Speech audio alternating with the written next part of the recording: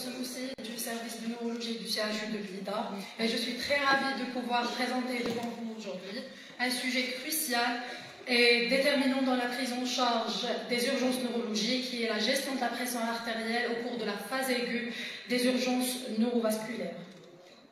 Alors, on est tous d'accord que l'hypertension artérielle est le premier facteur de morbimortalité modifiable dans le monde. Observation intergénérationnelle constante depuis le début des travaux de la Framingham Heart Study en 1948. Les étiologies sont nombreuses et les conséquences hémodynamiques sont très hétérogènes. La gestion de la pression artérielle en cas d'AVC est donc logiquement très complexe. Alors, petit rappel physiopathologique pour mieux comprendre les recommandations qui vont suivre. Le cerveau est dépourvu en réserve en oxygène et en glucose. Il est donc totalement dépendant d'un apport sanguin efficace qui est le débit sanguin cérébral. Quantité de sang traversant le parenchyme cérébral en millilitres par minute et par 100 grammes de parenchyme. Notre DSC dépend directement de notre pression de perfusion cérébrale avec un rapport maintenu constant grâce au mécanisme de l'autorégulation cérébrale à travers le jeu du tonus artériolaire. Vous savez tous que quand la PPC baisse, on aura une vasodilatation des artères cérébrales et lorsqu'elle augmente, on aura très logiquement une vasoconstriction artériolaire.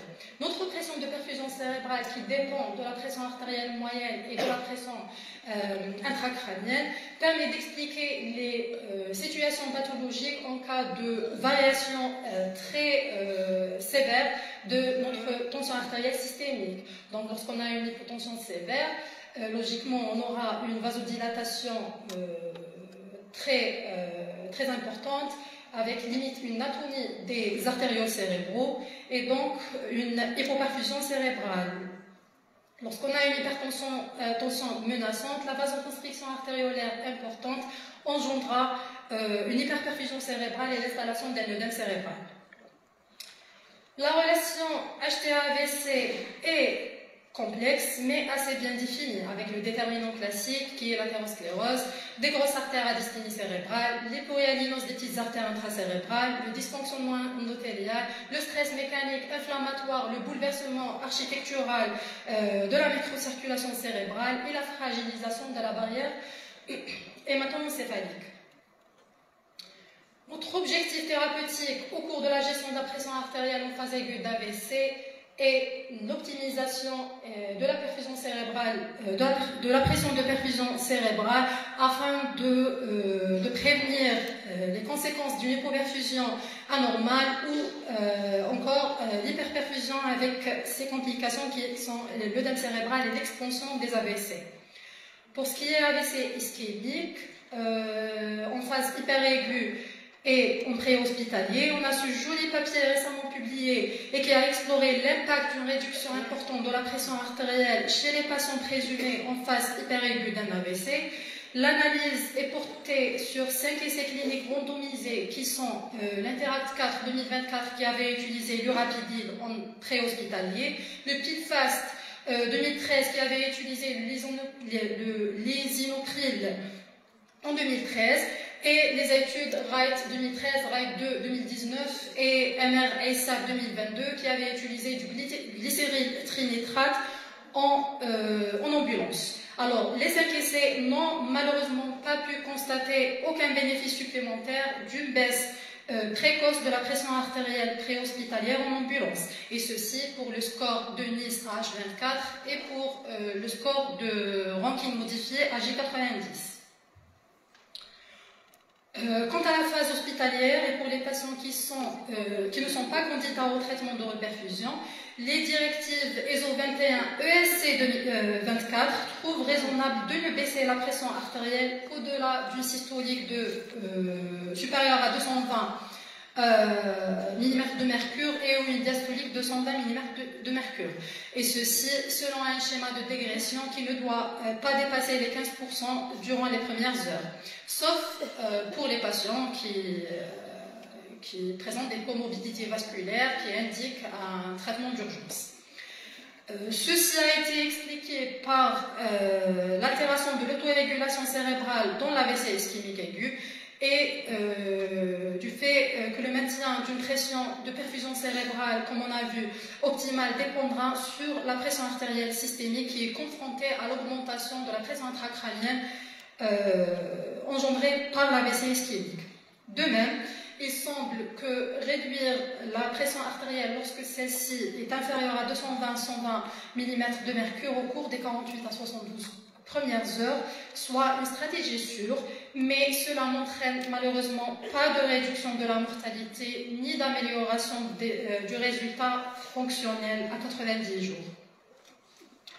Pour les patients qui sont candidats à un traitement de reperfusion cérébrale, pour la thrombolyse intraveineuse, les recommandations actuelles conseillent de réduire la pression artérielle à moins de 185 mm de mercure pour la systolique et 110 pour la diastolique, afin d'administrer un traitement thrombolytique pour un AVC ischémique aigu. Cela a été basé sur l'essai NINDS-RTPA qui a donné l'approbation FDA pour l'actilyse en matière de thrombolyse intraveineuse et qui a exclu les patients avec une pression artérielle trop élevée.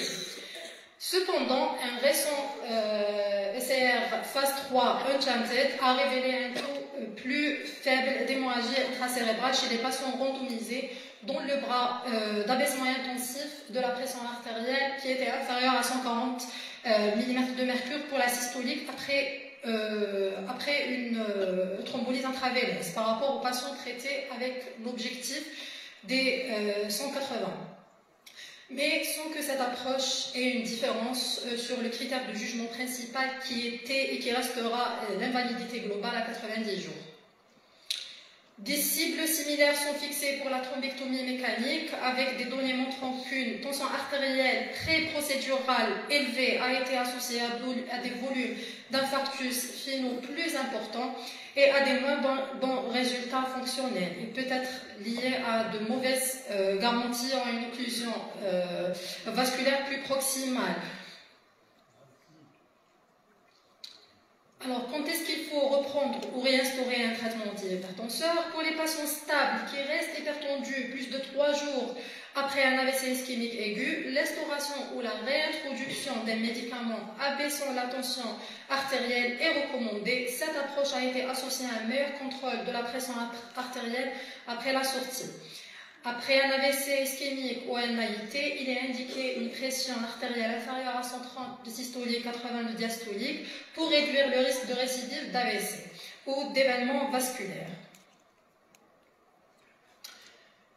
Quant au AVC hémorragique, l'HTA étant le facteur de risque le plus important d'hémorragie intracérébrale, dans l'étude Interstroke, les sujets hypertendus avaient un risque d'hypertension intracrânienne, d'hémorragie intracérébrale multiplié par 3,8 par rapport aux sujets non hypertendus, et ce risque augmentait à 9,18 si les chiffres tensionnels avant l'hémorragie intracérébrale avaient déjà été supérieurs à 160 de systolique, 90 de diastolique à au moins 3 reprises. Juste un petit mot sur la valeur de la sémiologie radiologique, sur la supposition de l'étiologie de l'AVC hémorragique. Selon le tableau, comme vous pouvez voir, ce sont les hématomes sustentoriaux profonds des noyaux gris central, des noyaux gris centraux, ainsi que les hémorragies sous-tentoriaux du cervelet et du pont qui sont prioritairement attribués à l'étiologie hypertensive. Il faut savoir que devant un AVC hémorragique, on aura 2 questions qui nécessiteront une réponse urgence. La première étant le diagnostic étiologique rapide et la deuxième étant les mesures de limitation de l'expansion de l'hématome en fonction de l'étiologie. Je veux juste préciser qu'il faut savoir que pour le sujet jeune, un complément par angioscanner et ou un angio-ARM cérébral est requis, quelle que soit la localisation de l'hématome, même lorsque la localisation évoque un hématome d'HTA. Un hématome du pont, dans un très bon de cas, révèle un cavernum du tronc cérébral. Donc il ne faut surtout pas passer à côté d'une malformation vasculaire traitable. Pour le contrôle de la pression artérielle en phase aiguë de l'AVC hémorragique, notre deuxième but, c'est de prévenir l'expansion précoce de l'hématome qui est de l'ordre de 70% au cours des 6 premières heures. Les données de la littérature de ces dernières années ont fait changer le dogme qui consistait pendant longtemps à respecter l'hypertension artérielle en phase aiguë d'hématome intraparenchymateux. Cette légende a été détrônée grâce aux données de l'Interact 3 publiées dans le Lancet en 2023. Il s'agit du premier essai contrôlé, randomisé, multicentrique en phase 3 qui a montré un résultat positif pour un traitement aigu de l'hémorragie intracérébrale. Cette RCT a montré une meilleure survie à 6 mois avec une réduction notable de la probabilité de mauvais résultats fonctionnels.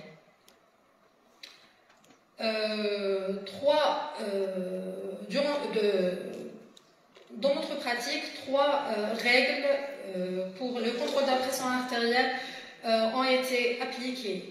C'est qu'il faut diminuer la pression artérielle de manière rapide, intensive et durable. La rapidité, donc on doit initier un traitement intraveineux pour diminuer la pression artérielle durant les 2 heures de début de symptômes.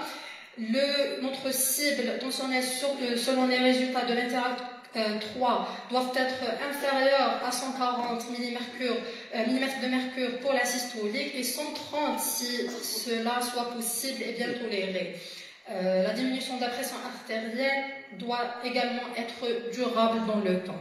Alors pour le take-home messages, le contrôle précoce et modéré de la pression artérielle chez les patients atteints d'AVC ischémique subissant des thérapies de reperfusion reste controversé, mais une réduction ce qui est sûr, c'est une réduction extensive de la pression artérielle chez les patients avec un hématome intraparenchymateux peut améliorer la récupération en réduisant l'extension de l'hématome. Il y a une incertitude qui persiste, qui concerne la gestion la plus appropriée de la pression artérielle dans ces conditions, à savoir les seuils, le moment et la stratégie de réduction de la pression artérielle. Et je vous remercie.